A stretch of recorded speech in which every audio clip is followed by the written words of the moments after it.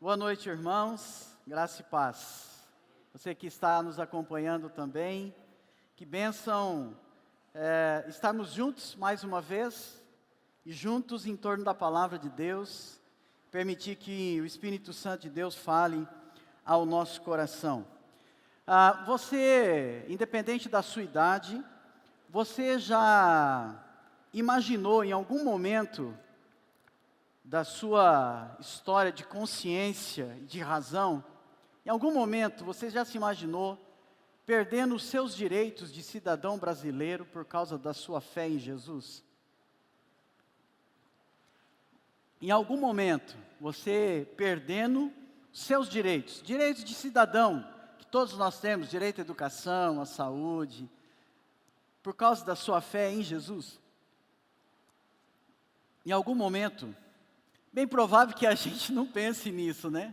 Porque vivemos num país laico, livre, com liberdade religiosa. Então essa é uma pergunta que não faz muito sentido para nós. Não faz muito sentido a gente imaginar que, como cidadão brasileiro, vão rasgar a Constituição, vai acabar a democracia, e por causa da nossa fé nós vamos ser perseguidos. Não é verdade? Essa é uma pergunta que para nós não faz muito sentido. Mas em muitos países faz muito sentido essa pergunta. Em muitos países é realidade isso. Pessoas que perdem seus direitos de cidadão por causa da sua fé em Jesus. Jovens que não podem ir para a faculdade, pessoas que são separadas da sua família, simplesmente pelo fato de dizerem, eu creio em Jesus Cristo. Pessoas que são presas, torturadas, até mesmo mortas, simplesmente pelo fato de dizer, eu creio em Jesus Cristo. Crianças, jovens, adolescentes são assassinados simplesmente pelo fato de dizerem, eu creio em Jesus Cristo. Só por isso. Em 2011, eu tive a oportunidade de fazer uma viagem com duas intenções, uma viagem para a Turquia em 2011 com duas intenções. Uma, disputar um campeonato amador de uma liga turca que estava sendo promovido pela igreja e pela agência missionária CCI, que é Comunicando Cristo Internacionalmente. O pastor Evandro esteve envolvido lá em Curitiba com essa agência missionária, e depois um treinamento de liderança da igreja turca que se reunia na embaixada da Inglaterra. Era um missionário ligado a essa agência missionária. E durante 12 dias nós disputamos esse campeonato. E depois, durante os restantes dos dias que ali ficamos, damos treinamento da igreja e fomos conhecer a igreja subterrânea, ou a igreja que não podia muito aparecer na Turquia. Apesar de ser um país com uma certa flexibilidade, por intenções políticas, obviamente, mas mesmo assim havia muita perseguição e muita dificuldade. E lá nós conhecemos, num dia, um grupo que estávamos, nós fomos conhecer um casal, ele filipino, um missionário independente que foi para a Turquia para pregar o Evangelho de Jesus, e ela turca, que havia aceitado a Cristo como Senhor da sua vida. A primeira coisa que me chamou a atenção nesse encontro foi que quando nós entramos na casa, a primeira coisa que ele fez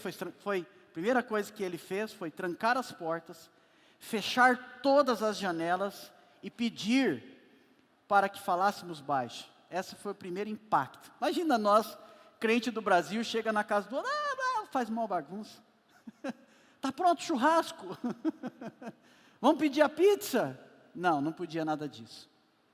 E ali a gente foi conversando e conhecendo a experiência daquele casal, e eles foram compartilhando a experiência da fé. A primeira experiência de fé que a gente aprendeu foi que ela mudou no RG dela a religião dela.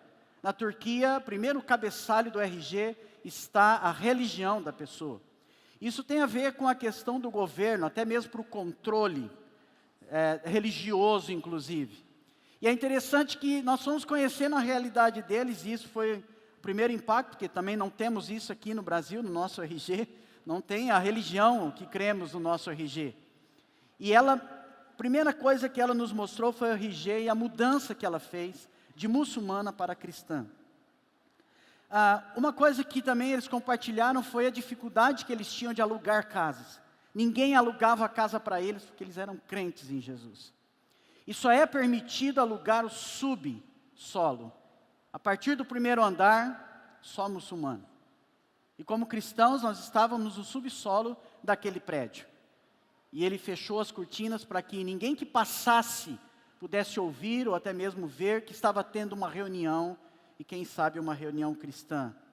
Dificuldades de ajuda de governo, dificuldades com muitas coisas da vida, perda da família, perda da herança, e ela compartilhando isso conosco, e dificuldades financeiras. E no momento que a gente estava lá conversando, uma das coisas que foi perguntada à pessoa que estava traduzindo e falando em inglês com esse casal, foi perguntado como eles aguentavam tudo aquilo.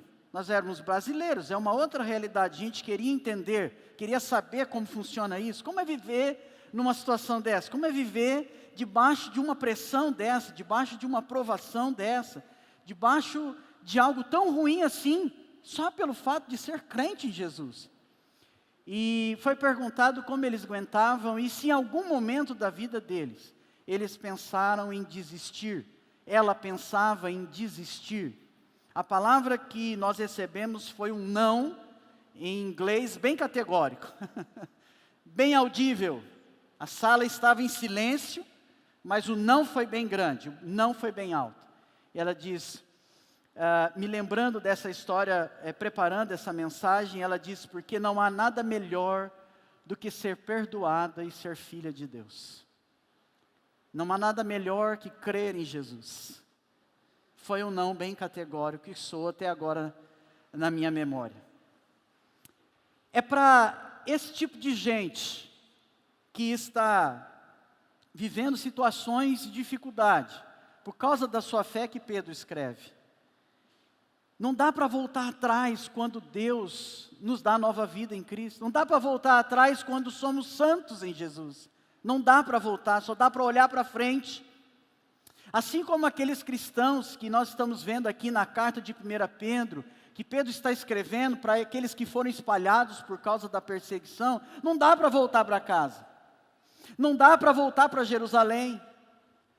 Tem que continuar olhando para frente, aonde se está.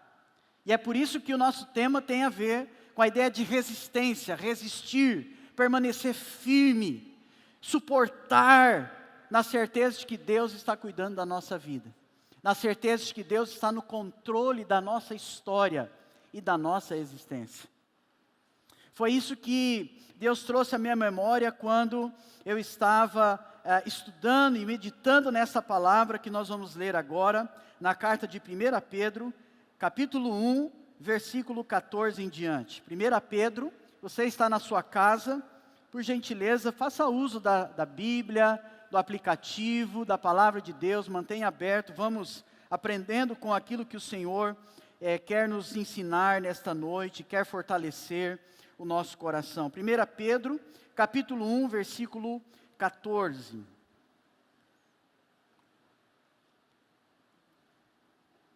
Pedro escrevendo então, ele diz, como filhos obedientes, não se deixe amoldar pelos maus desejos de outrora, quando viviam na ignorância, mas assim como é santo aquele que os chamou, sejam santos vocês também em tudo o que fizerem. Pois está escrito, sejam santos, porque eu sou santo.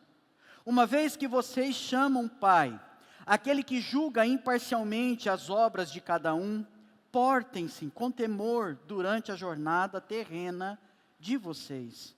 Pois vocês sabem bem que não foi por meio de coisas perecíveis, como prata e ouro, que vocês foram redimidos da sua maneira vazia de viver, transmitida por seus antepassados, mas pelo precioso sangue de Cristo, como que de um cordeiro sem mácula e sem defeito, conhecido antes da criação do mundo, revelado nesses últimos tempos em favor de vocês.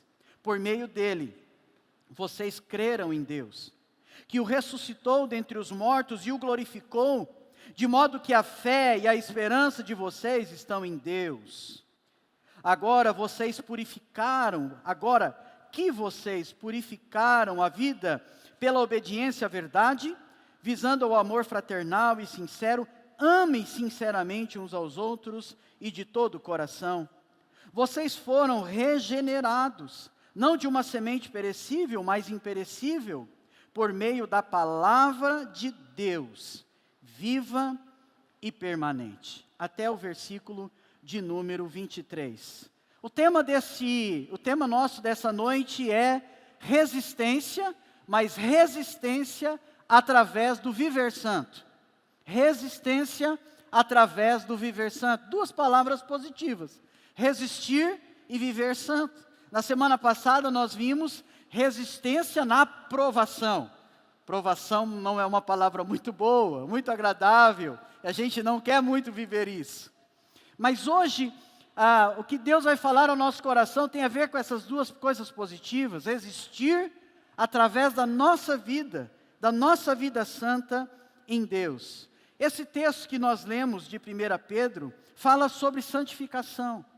E o que a gente vê é que a santificação é um processo que acontece na nossa vida. Veja, é um processo, vai acontecendo na nossa vida, diferentemente da salvação, que quando cremos em Cristo somos salvos, e isso é de uma vez só, de uma vez definitivamente, mas a santificação é um processo da nossa vida.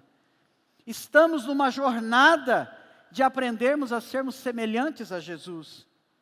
E a santificação, então, é um processo que se inicia na conversão. É quando o Espírito Santo que agora habita em nós, que cremos em Jesus, que temos a nova vida, e Ele começa então a trabalhar em nós, e implantar em nós, e a colocar em nós também o caráter santo de Deus. Quem Deus é, quem Cristo é. Isso nós chamamos na vida de cristã, está crescendo na vida cristã, está se tornando semelhante a Jesus. Está aprendendo os valores do reino e está se tornando semelhante ao Pai. E o próprio Pedro aqui diz no versículo 15, sejam como Deus é, sejam santos, assim como eu sou santo. Ele está citando aqui Levíticos, fazendo uma referência a quem Deus é. E como que nós então podemos resistir neste viver santo, diante das pressões, diante das dificuldades? Como que a gente resiste? Ou o que pode me fazer resistir diante das batalhas, diante das dificuldades, diante das pressões que chegam quando cremos em Jesus? Podem ser pressões físicas, mas podem ser também pressões espirituais. Nós vemos batalhas e guerras espirituais de pessoas que, quando entregam a sua vida a Jesus, passam por provações espirituais. Eu me lembro da história mais impactante de um primeiro momento, quando eu me converti a Jesus. Um tempo depois, foi a história do pastor Jackson, lá da IPI do Vale do Sol. Ele se rendeu a Cristo depois de anos servindo nas trevas, e as coisas aconteciam na casa dele. O pastor Juliano lembra bem disso. Era uma batalha, não era físico, no sentido de alguém que estava contra, mas era espiritual.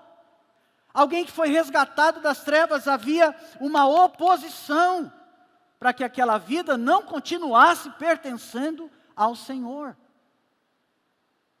É para pessoas que estão vivendo pressões por causa da sua fé, que Pedro está escrevendo.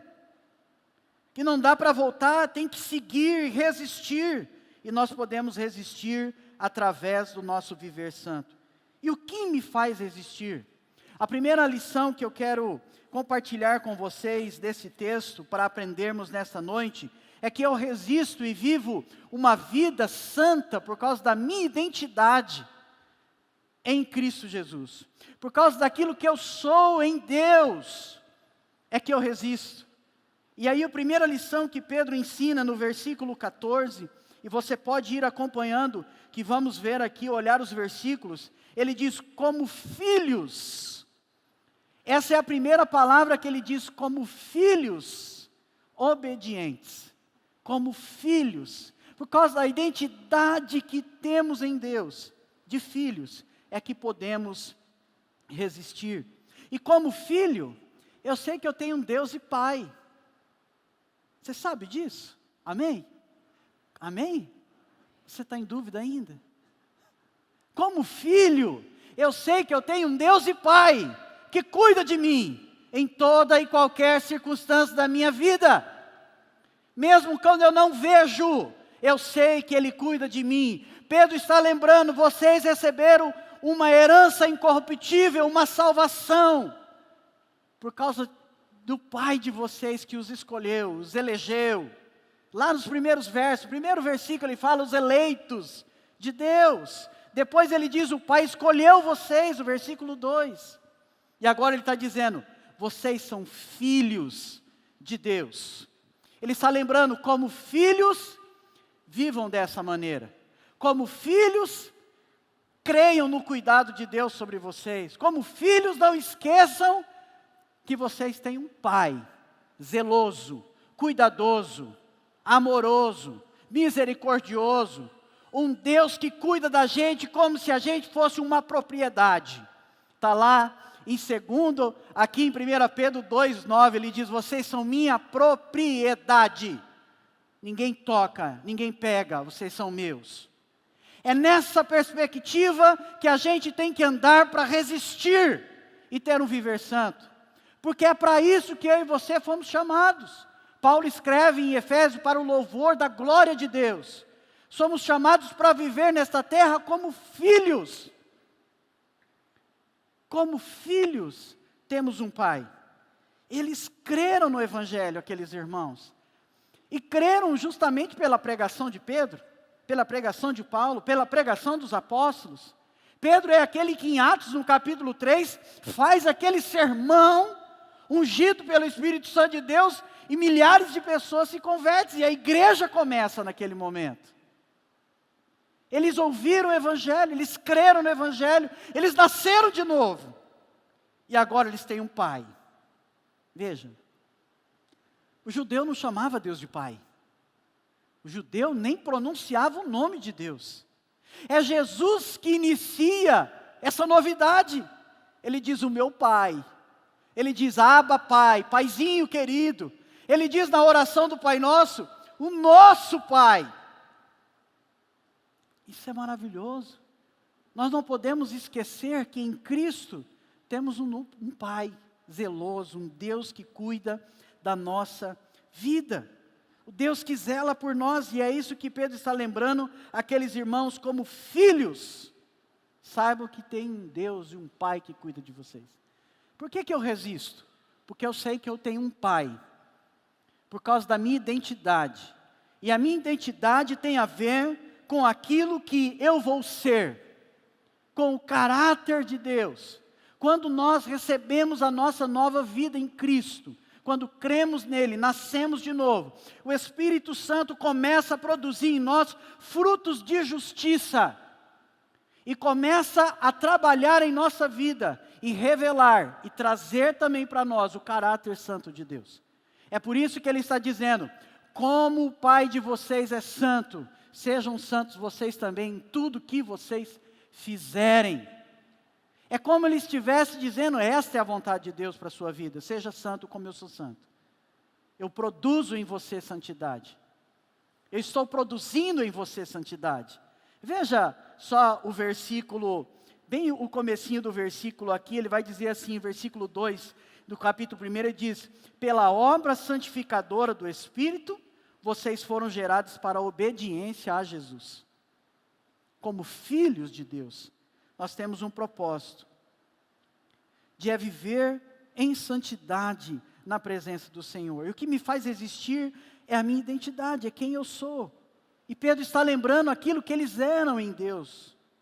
Olha, se você olhar comigo o versículo 18, você vai ver que a identidade deles como filho de Deus não estava no fato deles serem judeus, não estava no fato deles terem uma tradição religiosa, não estava no fato deles seguirem muitas leis do judaísmo, não estava no fato daquilo, das boas obras que eles faziam, mas estava no fato daquilo que Cristo fez por eles. Ele diz, pois vocês sabem que não foi por meio de coisas perecíveis, prata e ouro, que vocês foram comprados, que vocês foram redimidos da sua maneira vazia de viver, transmitida por seus antepassados, mas pelo sangue precioso de Jesus.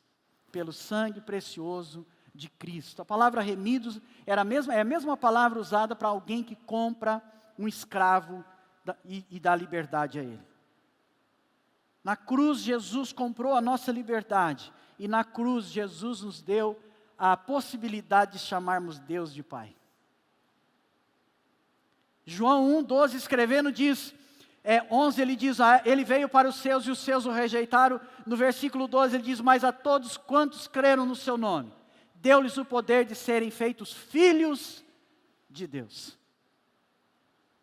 Como é bom poder chamar Deus de Pai. A identidade de quem eu sou em Deus me faz resistir por amor a Ele, por querer agradar meu Pai. É essa ideia que nos faz existir, não há outro caminho a Deus que não seja por meio de Jesus. Jesus mesmo disse isso, eu sou o caminho, a verdade e a vida, e ninguém chega ao Pai senão por mim, João 14. Temos um Deus e Pai. A conversa com aquele casal naquele dia, uma conversa um pouco assustadora, bem escuro, continuou. E num determinado momento, nós fomos incomodados a ofertar na vida daquele casal.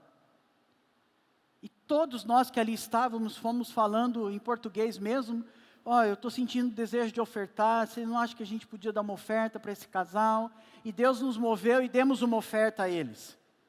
E o mais interessante é que aquela irmã turca, quando eles receberam a oferta, ela começou a chorar.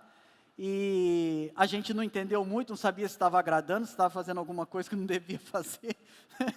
Só o que falava ali, tradutor que podia entender, não falava inglês e muito menos turco, malemar 3 palavras.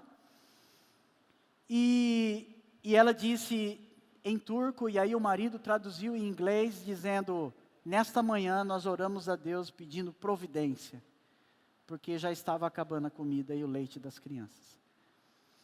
E foi um tempo tão especial da gente perceber o cuidado e a providência de Deus na vida daquele casal. Deus é Pai. Deus cuida de nós. O que me faz existir e o que faz aquela mulher e aquele homem dizer não, porque não há nada melhor que seguir a Cristo. Não há nada melhor que ser filho de Deus. Eu tentei achar a foto deles e a foto da identidade, só que eu não consegui, para mostrar para vocês aqui hoje. Claro, com os rostos cobertos, para que não haja nenhum problema. Mas o que nos faz existir é o fato de sabermos que somos filhos de Deus. O Salmo 27 tem uma coisa muito interessante, que ele fala a respeito da paternidade de Deus, o cuidado de Deus sobre a nossa vida. E quando nós achamos que Deus não está fazendo nada, Deus está em silêncio, Deus não está cuidando de nós, Deus está agindo.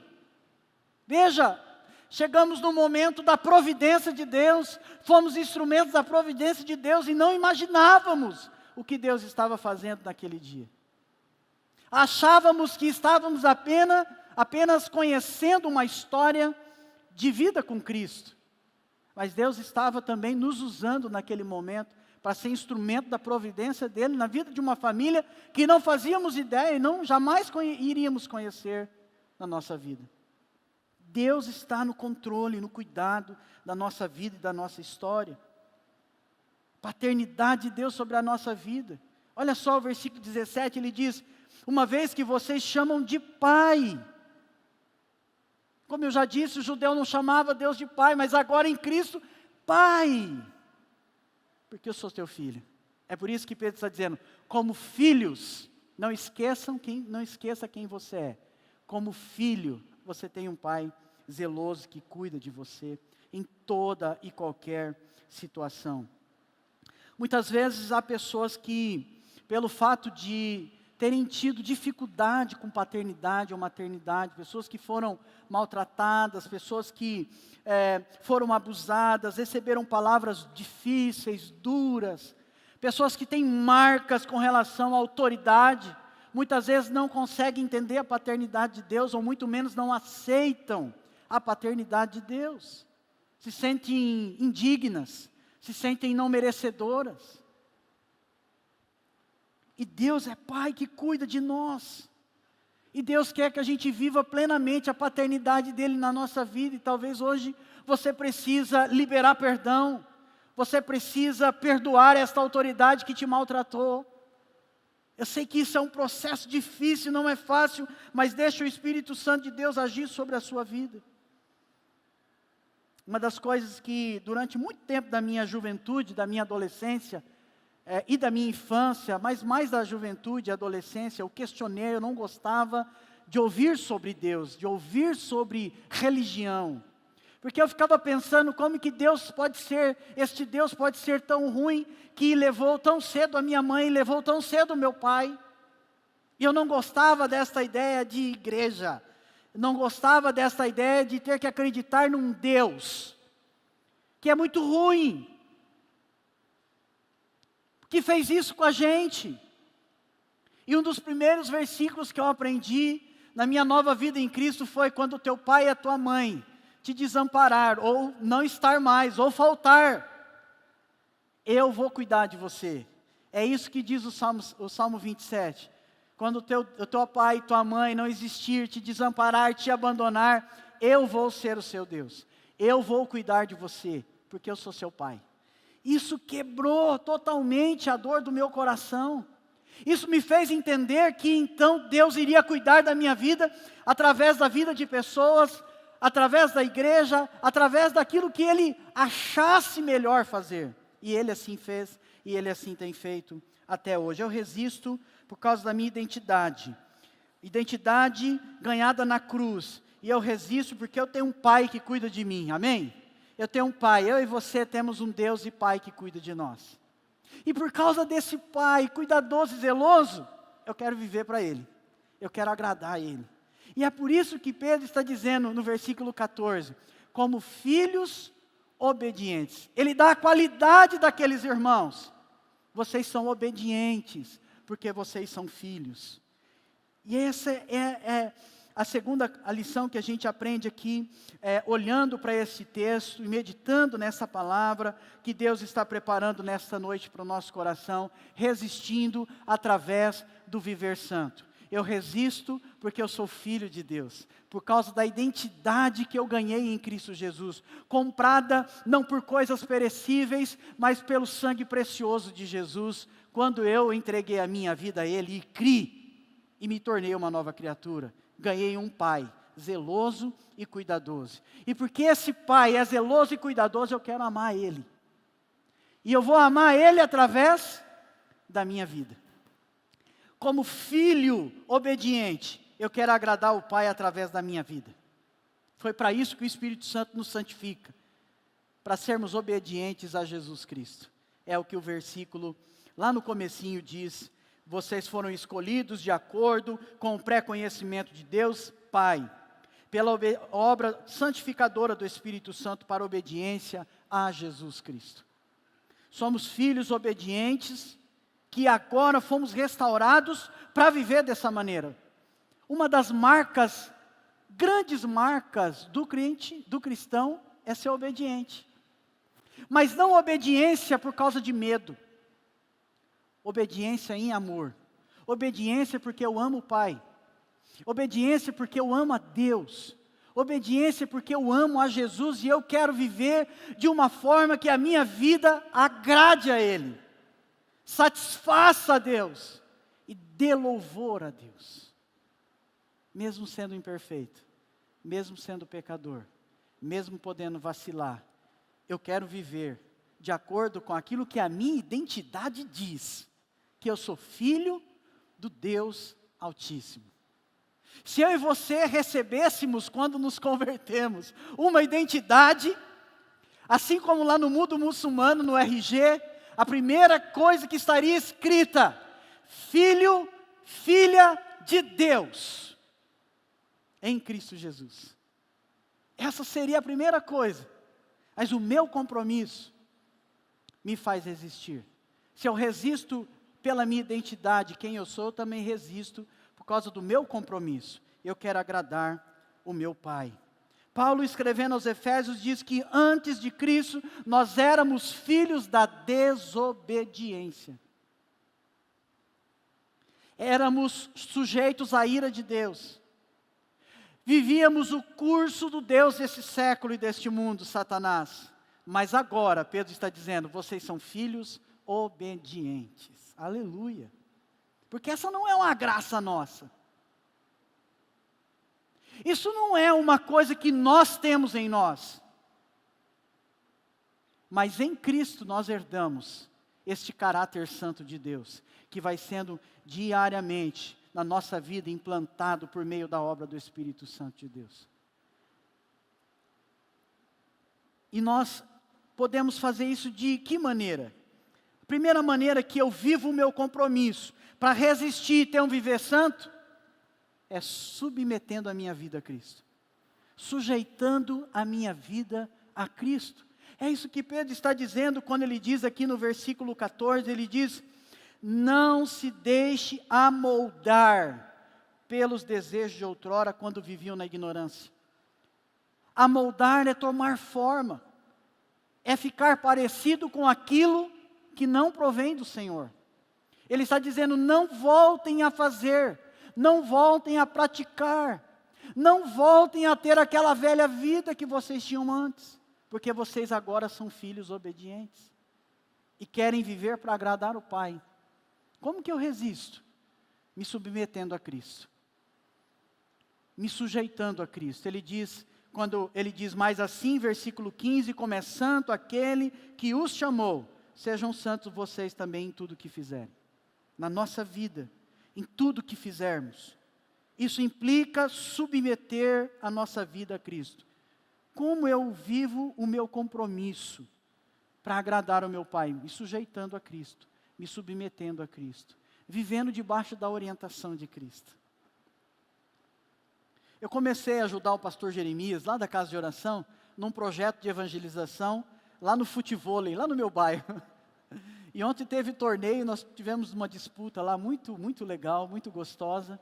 E no momento antes do torneio, tivemos uma palavra, tempo de oração e um testemunho. E um dos rapazes lá, que é de uma das igrejas aqui da nossa cidade, deu um testemunho dizendo que a vida dele antes de Cristo era só futebol. Perdeu um casamento, estava perdendo o segundo casamento, e eles se converteram, ele e a esposa. E ele dizendo que quando Cristo entrou na vida dele, e ele se submeteu a Cristo, a vida toda dele e da família dele foi posta em ordem. Porque quando Jesus vem na nossa vida, Ele põe ordem, porque Ele passa a reinar, e não mais nós, mas Ele começa a reinar. Ele começa a santificar, Ele começa a mudar, Ele começa a transformar, Ele começa a agir, escrever uma nova história na nossa vida. Hoje é um obreiro, hoje está liberto das drogas, é meu vizinho de bairro, eu conheci lá, conheci a esposa, tem 2 filhinhas, é um homem de Deus, porque se sujeitou a Cristo, e Cristo pôs em ordem a vida dele. Ele era filho da desobediência, mas agora então, assim como aqueles irmãos, e nós podemos ser chamados filhos obedientes. Mas para submeter a minha vida e viver o meu compromisso e resistir firme, eu preciso me submeter a Cristo. Santidade não tem a ver com o local, com o lugar. Santidade não tem a ver com o lugar, tem a ver com a nossa identidade. Santidade não tem a ver com o lugar onde a gente está, mas tem a ver com o que a gente entende, quem a gente é em Cristo Jesus. Muitas pessoas falam, mas você não sabe, é difícil lá no meu trabalho. Na minha faculdade é muita pressão, ninguém crê em Cristo, ninguém crê na Bíblia, é um livro ultrapassado, zombam da minha fé. Na minha casa não se aceitam a minha fé, meu marido não aceita, a minha esposa não aceita. Santidade não tem a ver com isso, santidade tem a ver com aquilo que você entende de quem você é. Então não importa o lugar, você é um filho de Deus, você é santo.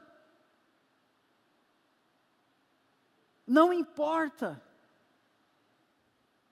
Nós precisamos entender que para vivermos o nosso compromisso de viver santo e agradar ao Senhor, nós precisamos nos sujeitar. E viver diferente incomoda. Viver santamente incomoda. Vai ter pressão, você vai ser zombado. Porque você não se amolda, você não entra no esquema, o seu esquema é o de Deus. Esteja preparado para isso. Mas viver santamente transforma, impacta, muda a vida das pessoas. Porque aonde você está, aquele que se chama santo, e que te faz santo, também está lá com você. Mesmo você sendo ainda um pecador, e alguém dependente da graça de Deus. Não importa o lugar, quem te faz santo é quem você é, e quando você se submete a Cristo. É por isso que ele está dizendo, versículo 17, ele diz, portem-se com temor durante a jornada de vocês. Capítulo 2, versículo 1, ele diz, livrem-se de toda maldade, de todo engano, de toda hipocrisia, de inveja, de toda espécie de falar mal dos outros, de maledicência. Ele está dizendo, abandone, continue firme, resista no seu viver santo, porque você tem um Pai que cuida de você. Quando nós cantamos aqui, que em meu coração Cristo seja o centro. Cantamos, não é? Cantar é tão bom. Ele é o centro mesmo. Ou quem controla as suas emoções, quem controla a sua vida, quem controla é você ainda. Cantar é fácil. Pedro está dizendo para irmãos que estão passando dias difíceis, provações por causa da sua fé, oposições, dizendo, fiquem firmes. Mas nós cantamos pela fé, que em meu coração Cristo seja o centro, que todo o meu ser revele quem tu és. Mas é isso mesmo. Você está disposto a submeter-se, você está disposto a perder o seu direito mundano, para se sujeitar plenamente à vida plena que há em Cristo? Será que eu e você estamos dispostos a assumir esse meu compromisso, dizer, eu me rendo, Senhor, até aqui eu governei, até aqui eu controlei, mas eu preciso me render. Você está disposto a isso? Nós só resistimos no viver santo se nos rendermos a Cristo, o Senhor e Salvador da nossa vida.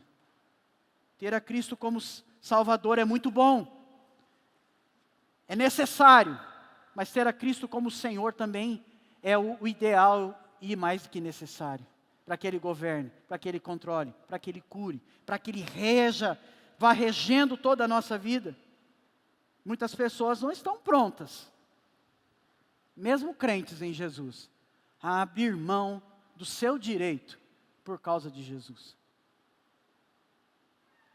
Vão vivendo, vão vivendo, vão vivendo, vão vivendo, mas não se rendem de forma nenhuma.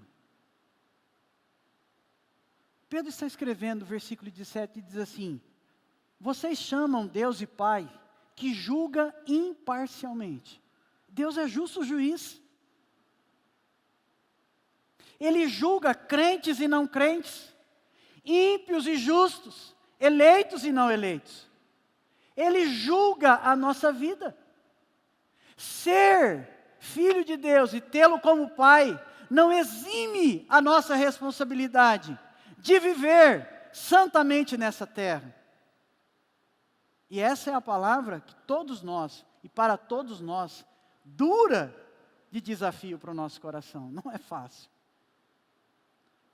Mas a pergunta é, você já chegou ao ponto de abrir mão do seu direito para dizer somente Jesus na minha vida? Eu vou enfrentar, eu vou receber críticas, eu vou receber palavras diferentes da vontade de Deus, mas eu vou resistir?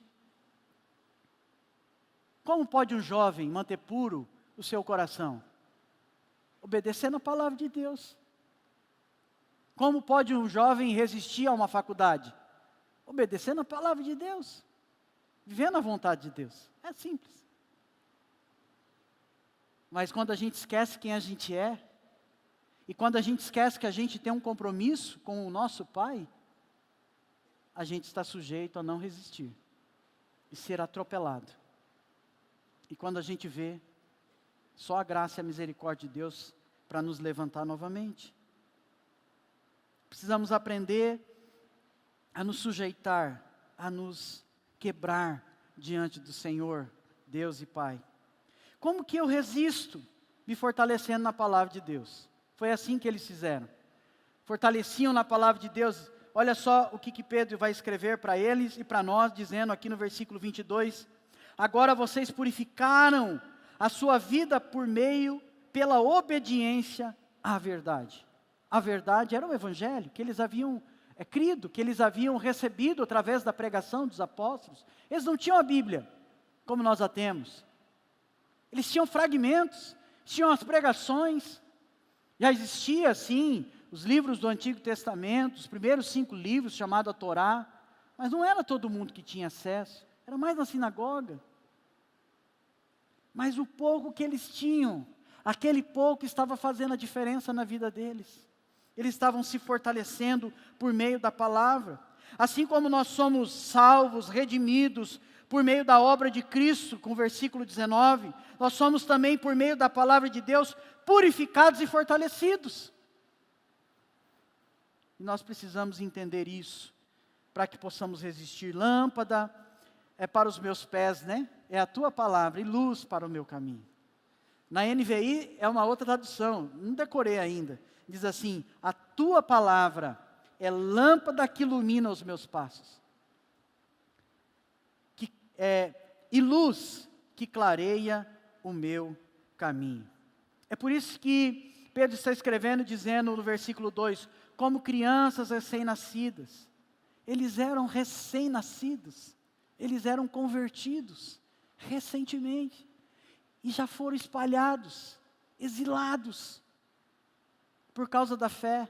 Mas ele está dizendo, como crianças recém-nascidas, desejem de coração o leite espiritual puro, para que por meio dele cresçam para a salvação. Nós resistimos quando assumimos o nosso compromisso de viver de forma submissa a Cristo e de viver fortalecidos na palavra de Deus. Eles tinham a Bíblia, nós a temos, e o que fazemos com ela? Como está a nossa vida? O fortalecimento da palavra de Deus. Há tantas pessoas que dizem, pastor, não consigo, pastor, não dá. Talvez uma pergunta bem simples seria, quanto tempo você gasta com a palavra de Deus? A palavra de Deus nos fortalece, ela nos dá vida. A palavra de Deus, ela é o poder de Deus para a salvação. Eu e você resistimos através do viver santo quando temos bem claramente a nossa identidade em Deus. E quando nós vivemos em obediência a Deus. Submissos a Cristo e submissos também à palavra de Deus. Jesus é o nosso maior exemplo. Nosso maior exemplo. Exemplo de filho, de obediência. Jesus foi chamado por Deus no batismo de, este é o meu filho amado. Eu tenho alegria nele. E Jesus foi obediente até o fim.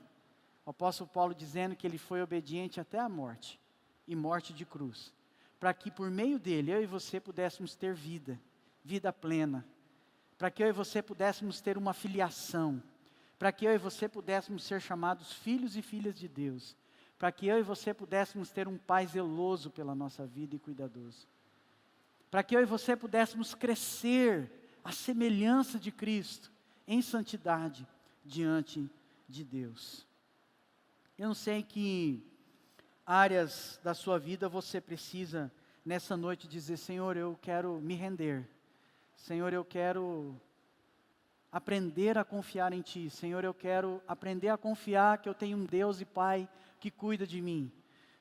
Que áreas da sua vida que o Espírito Santo precisa, nessa noite, visitar você, visitar a mim, com santidade, com cura, com restauração.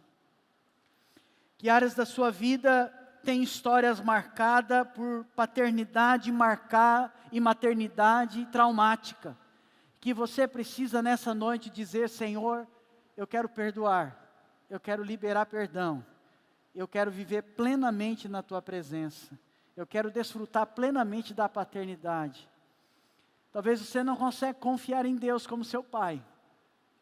Porque pessoas que tinham figuras de autoridade sobre a sua vida, abusaram de você, marcaram a sua vida, trouxeram palavras de maldição sobre a sua história, palavras malditas sobre a sua história.